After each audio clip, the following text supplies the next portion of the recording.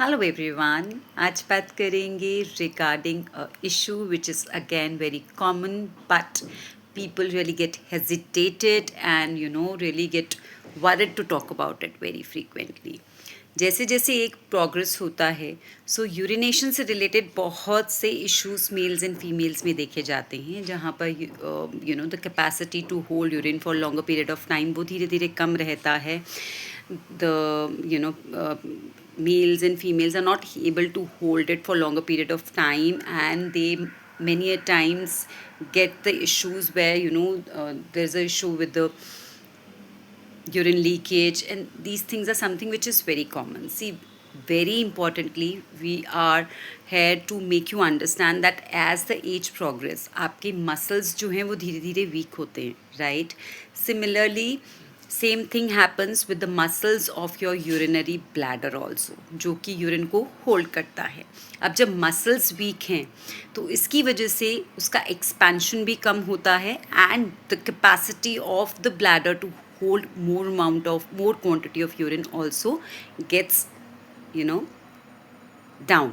So it is very important to understand कि ऐसे में because it is something which is age related issues, तो इसको हम completely रोक तो नहीं सकते हैं, but yes, we can take preventive actions where we can really work upon strengthening these muscles.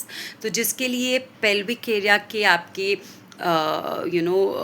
जो एक्सरसाइजेज हैं to strengthen up the pelvic area and the bladder area के मसल्स को स्ट्रॉन्ग करने के लिए जो आप एक्सरसाइजेस कर सकते हैं, that is one of the thing which definitely helps to improve upon the condition.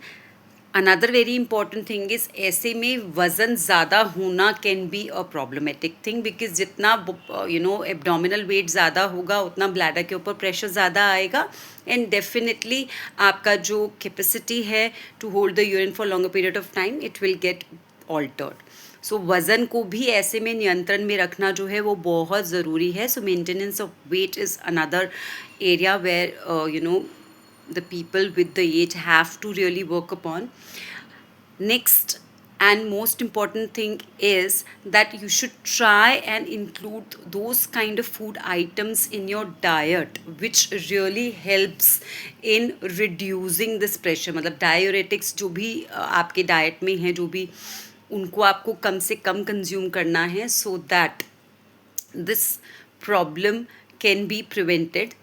Another important thing is fluid ka consumption is something which really have to be taken care of, because many a times people as they are not able to hold it for longer period of time, because of the fear they don't consume too much of fluid. ऐसे में आपको fluid तो consume करना है, but कोशिश कीजिए that major amount of fluid which you consume should be taken during the initial part of the day.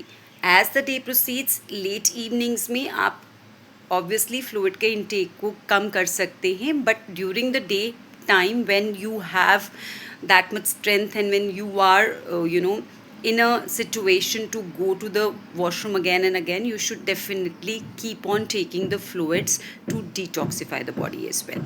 Take care, stay healthy.